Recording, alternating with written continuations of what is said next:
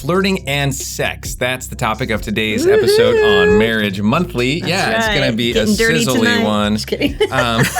Come on. Let's talk about sex, baby. Let's talk about you and me. Just for the record, Melissa's knee is currently touching my knee. Yeah. Yeah. Is that bad? No, it's great. I thought you liked it. It fits right in. Hey, Nice. show everybody your new wedding ring. Oh, yes. Yes, we got that last night, actually. You can only see this if you're on our YouTube. Right. So Yeah, jump on YouTube, Marriage Yeah. Monthly.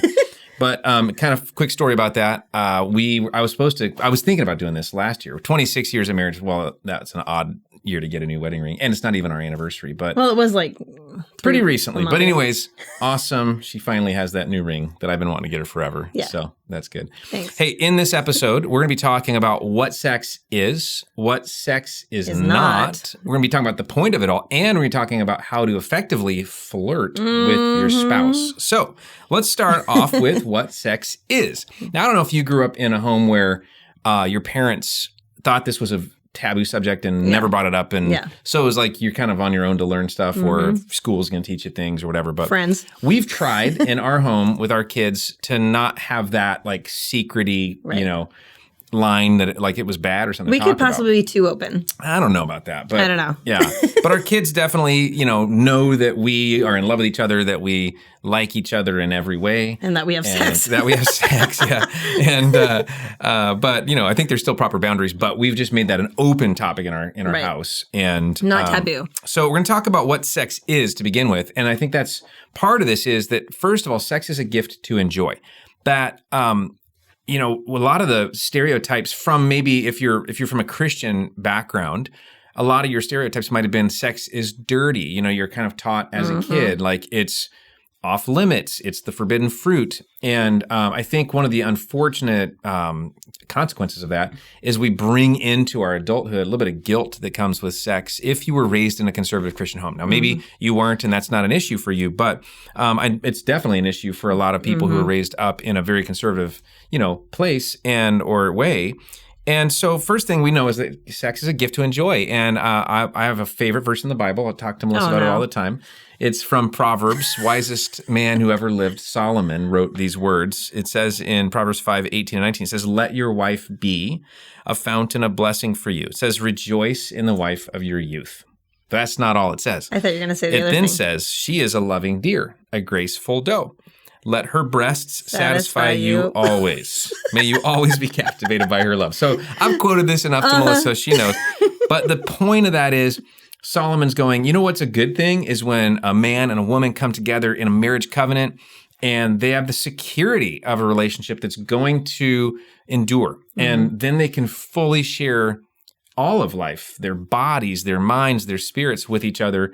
And it's a gift to enjoy. Somebody wisely kind of lined out what are the reasons for sex, because some people teach or have learned that sex is just for procreation. Like it's just Right. we're just gonna make babies because we're supposed to That's what we have to do. multiply and populate the earth. But truthfully, that is one reason to procreate, but also is to protect. Sex is a protection in marriage. If you think about the comfort of just being intimate with your spouse and how that can draw you together, pulls you together. And that's a protection because there's a lot of reasons why marriages fall apart. And sex is something that's intended to actually bring it together and in some ways be kind of that glue for your relationship. And then the third is pleasure. That's the other purpose is pleasure. It's for pleasure. It is awesome and it should be awesome. We should celebrate it for what it is. One of the things we've learned, and it takes time. Our situation is that we saved ourselves for marriage. I realize that's not everybody's situation. I think there's no shame or guilt in having a fresh start. We know that God renews those who put their faith in Jesus, and maybe that's been something for you. But for us, a little bit the opposite. We were super shy about it, For us, it was new territory when we got married and, kind of had a little bit of that guilt tinge, kind of had a little bit of that awkwardness, and it's taken time for us. But I would say for us, it's been totally worth it. Total pros now. Total pros. That's right. If you're watching this, kids, you're welcome. Yeah. But I think the other thing is it's sacred. It's special. As a gift from God, it's sacred. It's special. Right. Hebrews 13:4 says, "Don't let anything defile the marriage bed." And so when you think about something being a gift from God that is created for you to enjoy, to protect you, and of course to procreate.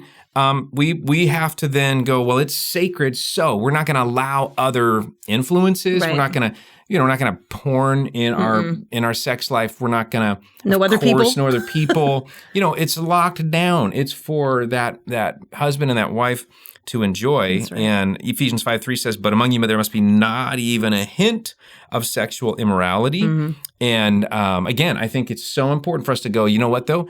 If we've made a misstep, God forgives, and we can have a fresh start, and we should confess it, and we should turn from it, and we should make it right. And He always restores. It's such a wonderful thing. I think part of this is that sex is an opportunity to grow closer. Genesis chapter 2 talks about the two shall become one flesh. And I think that's really part of God's design for human relationships with marriage is you're merging your lives in every way, physically too, sexually too.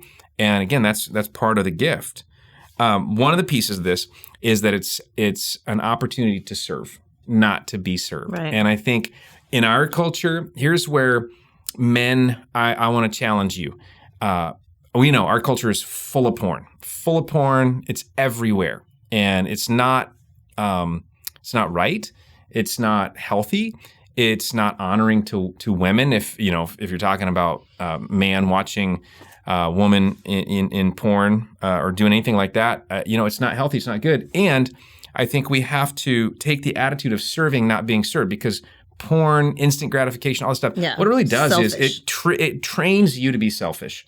And sex in marriage is about serving. Yeah, selfless. And selflessness, yeah. So anyways, one of the things that we've learned is to be a student of your spouse. We're going to talk more about that in part 3. But for now, let's move on to what sex is. Okay. Or what isn't. What sex is not is, first of all, a weapon. This is something we hear about a lot. So one of my guilty pleasures is How I Met Your Mother. That show is hysterical. And it's so funny. And Barney is just pathetic, but I love his character on this show. And so there is this interaction between a husband and wife. And I love Lily in this show. She's so funny.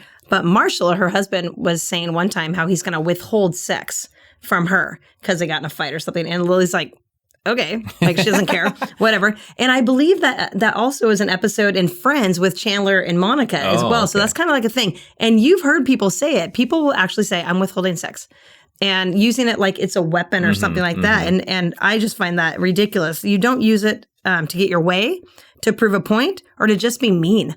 I mean, people do that all the time, and I just think it's terrible. So let's not do that. It's not a weapon. I've heard it said all the time. What about on the other aspect? Do you think it's ever used in the opposite way to get something or to manipulate? Oh, sure. Yeah. Yeah. So even in that sense, it shouldn't be a weapon. Don't use it as ammo. That's the point. It's not a weapon to be used as ammo. And it reminds me of the 1 Corinthians 7:5 where it says, don't deprive each other. The devil will get a foothold and can come in, and that can happen. We've seen it happen. So, and don't get me wrong. I know that there's seasons in life. Girls, I know. There's pregnancy. There's little young children hanging over you all day long. There's menopause. There's sickness. There's reason to put things on hold sometimes, or to not feel very sexy. And I felt like that. I had 3 kids, and I remember those days of just being exhausted, not having any more to give. But you still have to make the effort. It's still important that you make the effort, because you do not want the devil to get in there and get a foothold on your relationship, or to cause your husband any kind of doubt, or your wife. It can go both ways. But I just know that women, we have a lot of excuses because of pregnancy and children and all that kind of stuff. And so make the effort anyways. It is not a weapon. So that's probably the first thing I can say. And then another thing is it's not a switch to flip. And what I mean by that is that you've probably heard the saying that men are like microwaves and women are like crock pots. Yeah. This is kind of funny for us because we giggle about it all the time. So men can probably get, I'm just going to go for it, turned on like that. Women generally take a little more, just warm up time, I guess you could say. So that's the point between the microwave and the crock pot. Right. This may not always be the case. I'm not going to say, blanket statement there. But generally, I've had hundreds of sex conversations with women, and this is generally how it goes. I didn't know you talked about it so much. Yeah. Oh, it's a hot topic. I'll tell you that. So men, for you guys, start early. Start flirting, start complimenting, early morning kisses. Start early. Make it a thing for the whole day. Make her feel special. Make her feel wanted. Kind of prime the pump. And then girls, flirt back. Don't play hard to get. Guys can't stand that. Also, be spontaneous. I know a lot of girls, and I've done this too, where I'm like, oh, I haven't seen you all day long. I'm not going to be turned on like that and go for it right then. But honestly, sometimes we should stop being so needy and need all this attention and all this pump up time. It's about balance. It's about serving one another. And how can you be selfless? Hey, maybe it is going to be a quickie, just saying. But maybe it's not. Maybe it's going to be this whole day intimate thing that most women absolutely love, because we're not super into quickies, guys, just so you know. But just saying, there's balance there. Wait, can you say that again? Hey, no, I'm not saying that again. Okay. Sex is more a reflection of the quality of your relationship, not a button you can push to fix your relationship. Yeah. I was thinking as you were sharing in that section, I was reminded there's this quote that women give sex to get love. Yeah. And men give love to get sex. And I mean, maybe that's not 100% accurate, but there's probably some truth to that, because like you were talking about, sometimes, at the end of a workday or whatever, it's almost like that crazy cycle that Emerson Eggerichs talks about in Love and Respect, where you have to somebody has to go first and be selfless to break the cycle. And guys, that might mean you're saying, I'm gonna be patient and I'm just gonna invest, or ladies, it might be you saying, I'm just gonna, be spontaneous and but somebody's got to step forward and make an initiative, because that's really what sex should be about, is that I'm gonna move toward you. Well, and I feel like once you feel safe in that, like once you feel like you're serving me, I'm serving you type thing, then you want to serve that person however makes them happy, whatever makes them happy. And so it could be a quick one, or it could be a big, nice evening. But yeah. You're blushing. Balance. Am I? Yeah, a little bit. No, I'm just tan. Oh, okay. It's August. Okay, let's talk about the real goal. So we talk about what sex is not. And then we want to talk about the real goal. And the real goal of sex is intimacy. That's the real goal. When it's not like the goal is sex. That's not the goal. The goal is intimacy. The real goal isn't even pleasure for pleasure's sake. It is actually that we would come together closer and be more one. When the Bible talks about God created marriage and then they come together and they are one flesh, that's the goal. Right. And I love the reflection in Song of Solomon or Song of Songs in Scripture, the sexiest book in the Bible. If you haven't read it, you might want to. That makes me blush. Yeah, I know. So I'm going to read from chapter 7, because there's some hot stuff in here. Oh, yeah. It starts out in verse 6 of chapter 7 in Song of Solomon. It says, "Oh, how beautiful you are, how pleasing my love." Now, this is two lovers talking, all right? This is two, a husband and a wife. They're madly in love. And he says, I think this is him, "How pleasing my love, how full of delights. You are slender like a palm tree." Yes, it's definitely the guy. "And your breasts are like clusters of fruit." Clusters of fruit, huh? He said, "I said, I will climb the palm tree and take hold of its fruit." I'm trying to picture what that. I don't want to. Okay. "May your breasts be like grape clusters, and the fragrance of your breath like apples." Isn't that nice? Apples. I mean, like good, like Bed Bath & Beyond or whatever the spray is. And then later it says, "Come, my love, let us go out to the fields and spend the night among the wildflowers." And I keep telling you that. We're not going to spend the night in wildflowers. Field. No. Anyways, what you see in that book, if you want to read it, is this shameless, just absolute shamelessness in physical, sexual flirting. Oh my gosh. It's so full of what you always would dream of would be the ultimate sex life. And I love the no shame thing. Genesis chapter 2 says that when God created Adam and Eve, they were in the Garden of Eden and they were naked and they had no shame. Yeah, no shame. And shame is a killer of intimacy. Oh, It's really, really a killer. So one of the things that we can do to avoid shame is keep a clean slate, like not have anything that's a secret between us, not have anything that is between us. Another thing that's a killer of intimacy is conflict, unresolved conflict. And, things can be going so well. And the littlest thing, it happens to us too, the littlest thing, it's a little misunderstanding or it's a little tone of voice that you was like, wait, was that a dig? Or, and most of the time it's like, no, it wasn't it. But we can let a little thing become a little sliver and then it becomes a wedge and then it becomes a gap. And that can kill our sex life. And to Melissa's point, then we go, well, I'm not going to do it with you. I'm not going to get intimate with you because, you're a jerk. Yeah. But most of the time, that's the enemy trying to put something between us. And I think we have to recognize that right away. Total oneness is absolutely the goal. Ed Young is a pastor, and he wrote a book called Sexperiment, actually. Great name. I know. And he says, though many view sex as just a physical routine, it is a gift from God that is emotional, physical, psychological, and above all, spiritual. Yeah, for sure. And so I think that's really an important piece to remember, that the real goal is intimacy. So if the real goal is intimacy, one of the things I think men can learn is then there's more than one way to be intimate, and it doesn't always have to be sex. I wish it was always sex, but there's there's things that we can do to invest, to show love, to build up, to prop up, So what are some of the other ways that you think are related to, but they don't have to be sex? Massages. Okay. That's the one. That's the only one. Well, they generally end in sex, though. But just that's why I bought that new massage oil. You did, yeah. Well, it's great. It's not why, but Yeah. yeah. Thanks. Okay. All right. Well, I think again that as we talk about sex, I'm hoping that everybody who's watching and listening that you're inspired to build a sex life in your marriage that is beautiful and that is attractive. And I have to be honest with you, we've joked around about this recently, but we're, like she just said, we're pros. We're getting better at this sex life thing. And it's like, we used to be kind of clunky and awkward, and it's not like that anymore. So, I mean, we're getting older, but it's getting fun. Yeah. Yeah. All right. You got one more thing? All right. Well, I'm going to talk about how to flirt.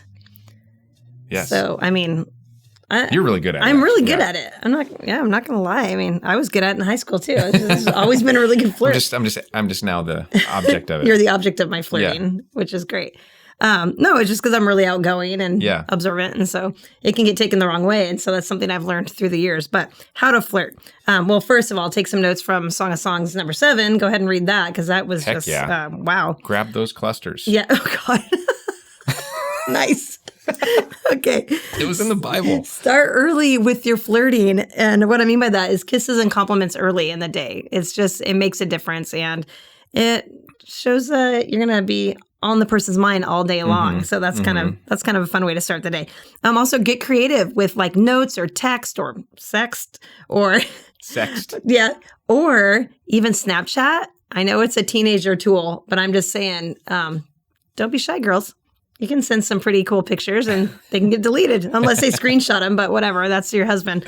Just do not put it on your page, your story. Just make sure it's exclusive to your spouse or you will die of embarrassment. Oh my gosh, can you imagine? Could you imagine? Anyways, Snapchat's kind of fun. Flowers, your favorite treat. Send a special song. Like I have lots of songs that remind me of Gabe. And so you can send a special song via text to your love. And that's just the way to flirt and, keep things going for the day. Think about what they like.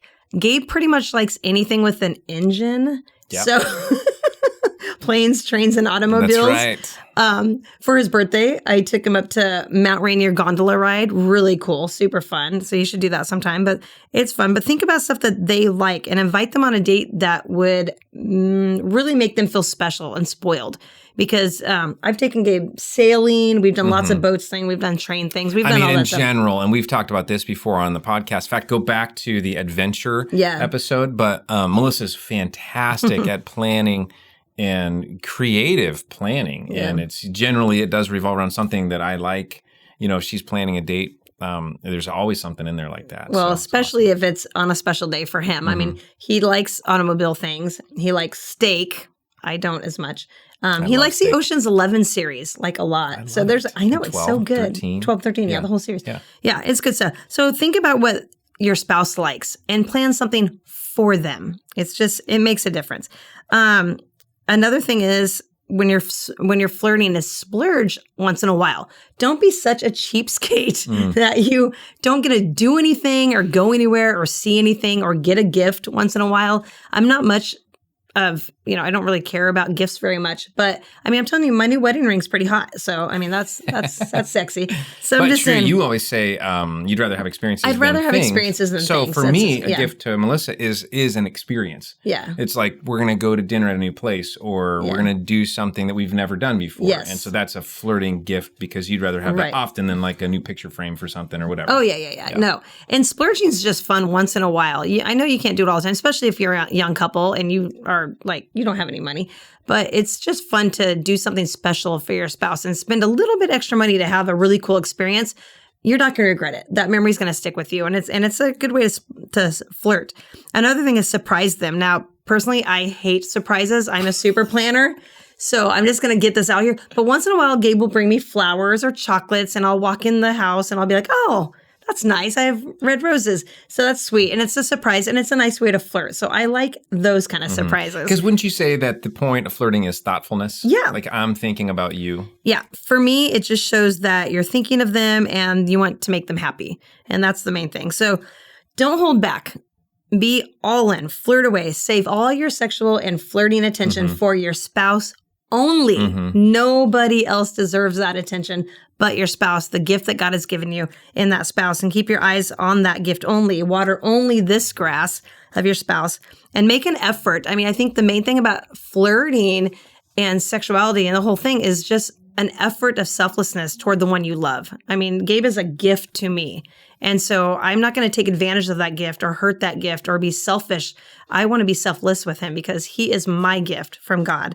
And so, but have fun with it. And once you start flirting and all that kind of stuff, you can't stop because it's fun. It is fun. And then you start to spoil each other and he tries to outdo me and I try to outdo him and it's just fun. And then the reward could, be sex maybe. It could be. Not every time, but sometimes. But anyways, we're it's working fun. on the ratio. Yeah. But I think the other thing about flirting and making it fun and all that stuff is as it stacks up, what happens is like, let's say we have a little bit of a track record going with flirting and we have this good vibe going on, with goodwill, good feelings. Then when a little weird thing happens, it's not such a big deal. Yeah. Because we have a bank account full of all of these good things, right? But if you don't have that and something's that's You're when depleted. It's hard. Yeah, that's when it's when hard. you're already depleted and then you don't feel like that person really loves and values you, then everything's a big deal. Yeah. And and it can happen. I mean, I'm just going to be honest. When you're on a trip with your kids for 3 weeks and then you get home and you guys haven't been intimate for 3 weeks, whatever the cause may be, you do feel a little bit distant. And I don't care who you are, how great your relationship is. We have a great relationship, but you do feel distant. And God has brought sex into this relationship for intimacy, for us to feel close to each other, for that oneness that Gabe was talking about. And it's important not to let weeks go by without it because there is a wedge that will happen whether you like it or not. And you got to be really careful with that. So, I mean, enjoy each other, flirt with each other, have fun together. It's what's fun. I mean, make marriage fun. It should be a blast. All right. So here's the question I know all the guys want to know. Oh, no. How many times a week is the right amount of times for a married couple to have sex? Well, I know you think every night, but I say 7? No, that's too much. That's exhausting. Do not have them. Yeah.